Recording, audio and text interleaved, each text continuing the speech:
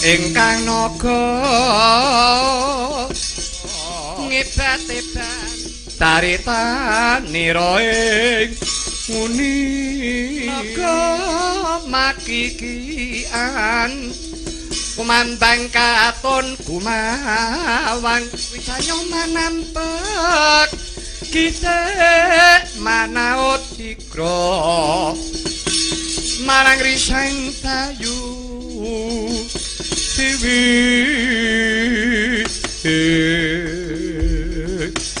Toro tresno kakangku apa aja mandeg mangu rasamu yayi wah sapa wong sing ora mandeg mangu jalaran aku entuk kabar sing urung cetha bener lan luputi jare Gatot kendang kapracun ndang entuk mungsuh sing bebayani piye Kresna kakang Udara ya pun kakang ora maido kaya ngapa sumelane atimu jalaran arep dikaya ngapa Gatot Kaca kuwi anak nanging semurupa yayi kabeh ku dipasrahake marang adining Gusti yen pancen Gatot Kaca ku urung pancine pinulunging dewa mesti bakal ana usada ana srana Werkudara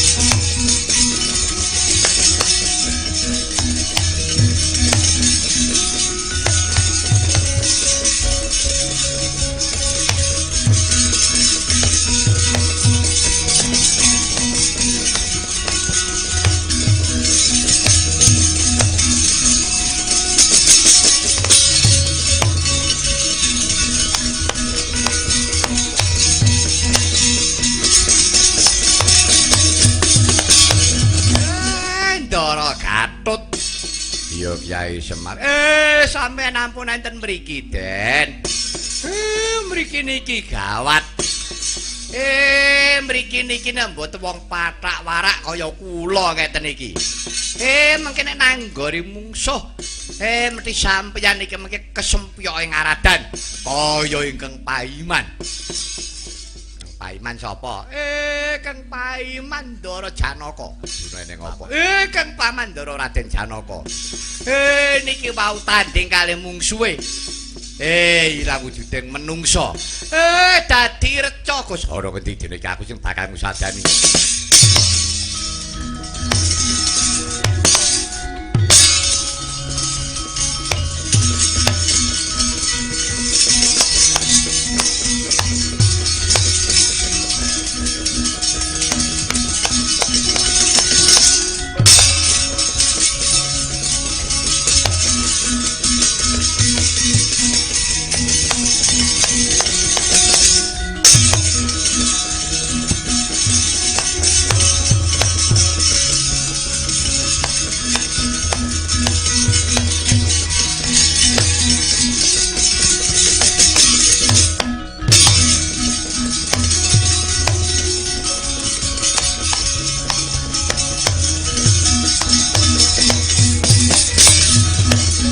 Laruta saking Gudha sang kula yen tanamu tusa sangkri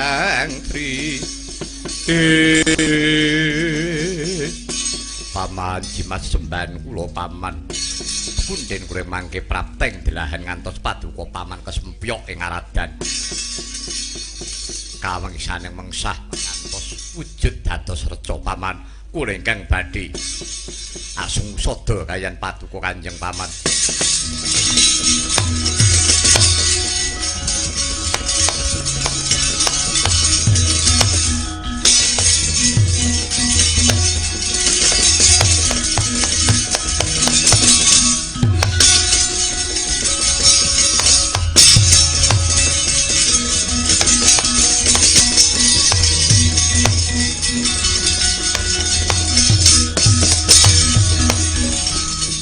yen to pancen mengkono kira aja nganti kesuwen. Pepundhen Mandura dalasan kadang-kadangmu pisan danono ngestaken dawuh paduka paman.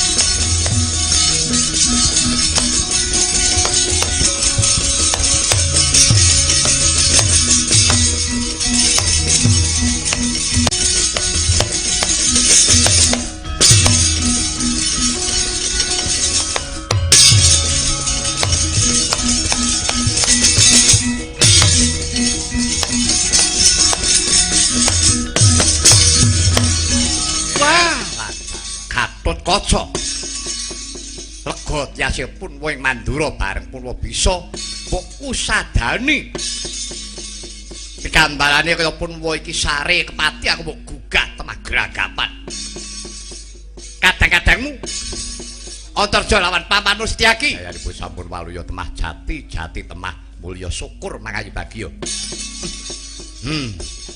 yen pancen ngono Gatotkaca aja nganti kesuwen rawi-rawi rantas malang-malang putuk gawe rebeting swasana singkirna nggih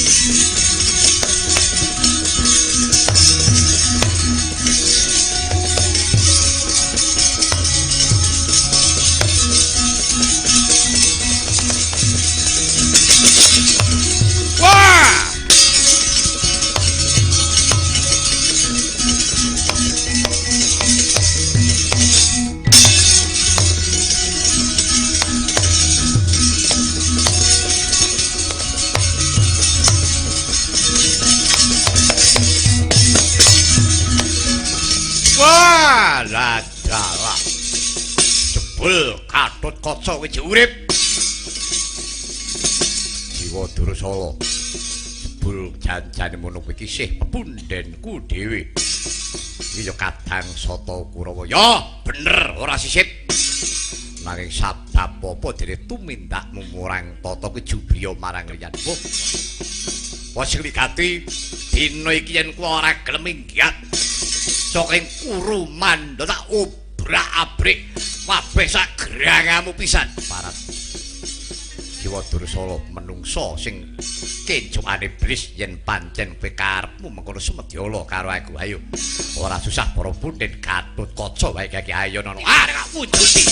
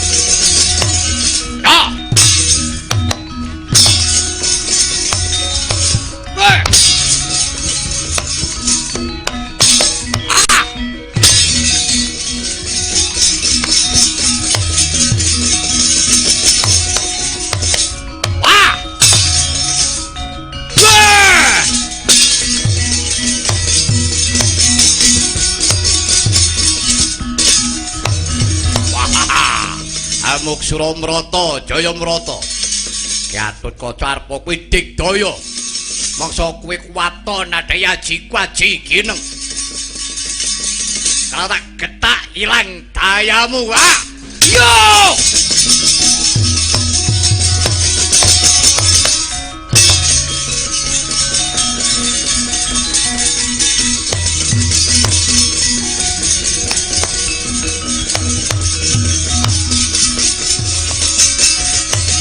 Wah!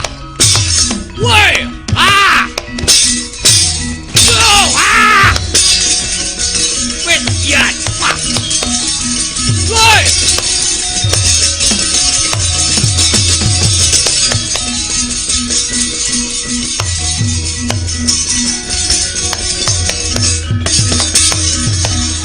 Woi, lain jane dan. Itu karepe dhewe. Apa pancen pendelengku sing ora cetha iki? Apa mripatku sing katarak? Nek Gatotkaca malis pirang-pirang pating clorot, pating bleber ati bingung aku. Yo. Ora ngajar. Kowe aja bingung atiku. Kecekel mati dening aku kowe.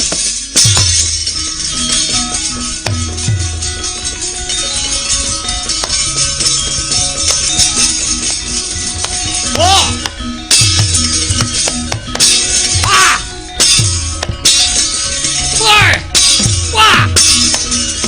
Ah! Oh no! Woi! Woi! Ah! Oh!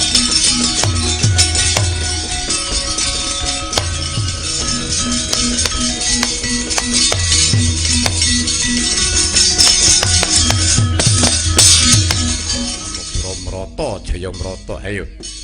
Siwadara Solar Sumbaro. Arepa kuwi ndone kasekten aji gineng bangsa ngerti kasekten si Gatotkaca ra kelakon bingung bilung-lungan. Nyatane pancat pundamu potol gulumu hilang nyawamu.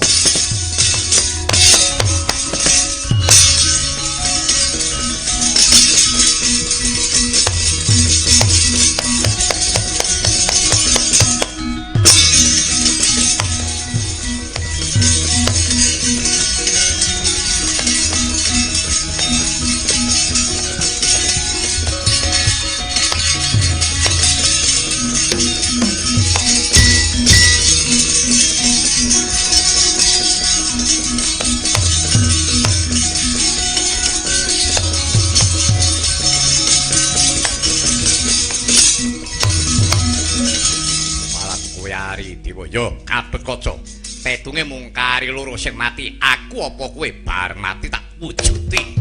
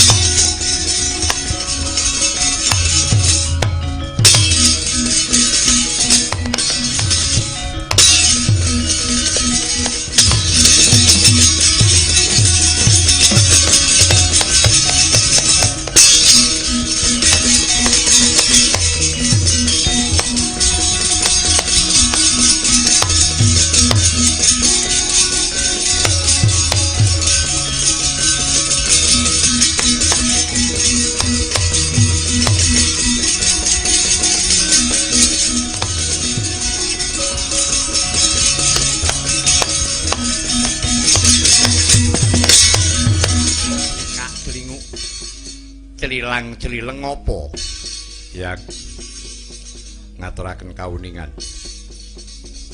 pusaka Tapawaja ical ilang inggih kados pundi Kanjeng Hyang menika kula tamakaken Bambang Aridewa menika putra angkatipun Wa Prabu Karna pusaka kula ical kados pundi Hyang nalika ngarep pun kaki paring dawuh apa Gatotkaca pusaka kuwi aja nganti mbok tamakake kulit daging rak ngono to iki nanging cataripun menika namung kula tamakaken Ari Dewa. Kowe ngerti sejatine Ari Dewa? Iki dereng. Nah, ngerti yo. Bambang Ari Dewa kuwi sejatine golek papan kasuwargan. Ari Dewa kuwi rikala semana dumadi saka ari-arine si Gatotkaca. Nalika semana ari-arine Gatotkaca durung bisa pisah saka ing puser. Lah, sing bisa misahake sapa? Ora liya mung ingkang paman si Permati nganggo ya kuwi pusaka rangkane Wijaya Danu gamane pusakane Ratu Ngawangga Prabu Karna. Mula kang saka kuwi Gatotkaca wis ora perlu mbok getuni nanging tegese kowe wis bisa nyampurnakake sedulurmu pribadi. Mekaten nyang. Iya. Iki mriko kadang. Iya. Kuwi kadang munom ana tembunge kena sinebut Kakang Kawah Adi Ari-ari. Bisa nyampurnake marang ari-arimu mula rikala ngarep aku wis paring dawuh aja mbok tamake menyang kulit daging. Engko mundhak ora bakal bisa bali. Nah, mula wis ora perlu mbok pikirake perkara pusakamu Tapelwaja. Tegese wis manunggal dadi siji. Ing antarane Tapelwaja kelawan ari-arine si Gatotkaca. Mekaten ya. Ya, nanging tetep Aji Narantaka minangka kasektenmu. Ning ya wanti-wanti ya nggih Gatotkaca. Aja nganti pusaka kuwi lan kasekten kuwi mbok tamakake marang sapa wae yen ora ana mungsuh sing gawe bakal ana dayane yen to wis tumeka ing besok Baratayuda Jaya Pinangun. Mekaten iki. Kudang sira kulup kowe dadi satriyane negara, satriya kusumaning bangsa.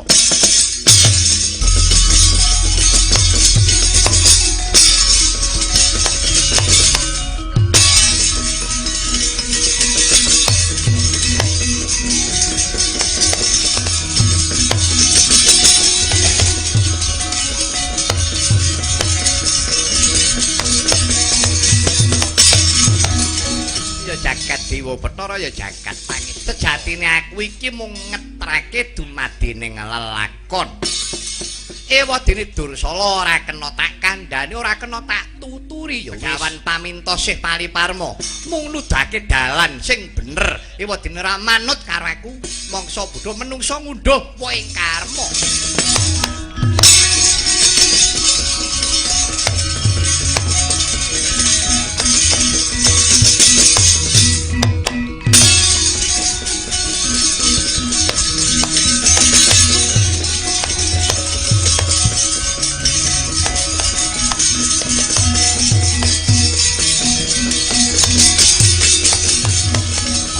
Di Gatotkaca apa goleki Gatot mateni adikku Dursala pateni ora mung merga sangka tumindake aku ora trima aja nyumbari bocah iki Surayu gerakane ayo nak cicil Bratayuda.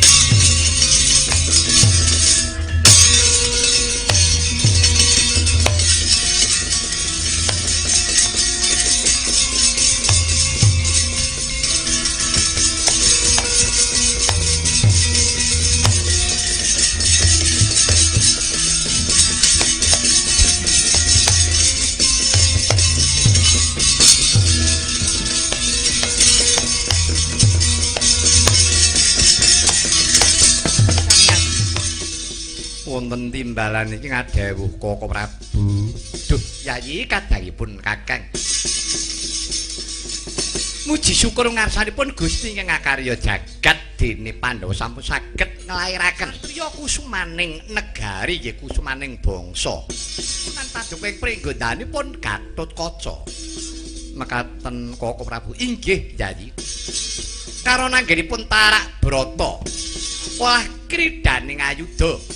Ngantos ingkang putrapun Gatotkaca nampi nugraha kasekten petaringipun Kanjeng Hyang Arsiseta ingkang pinastan Ajinarantaka. Mugi-mugi kemawon Yayi.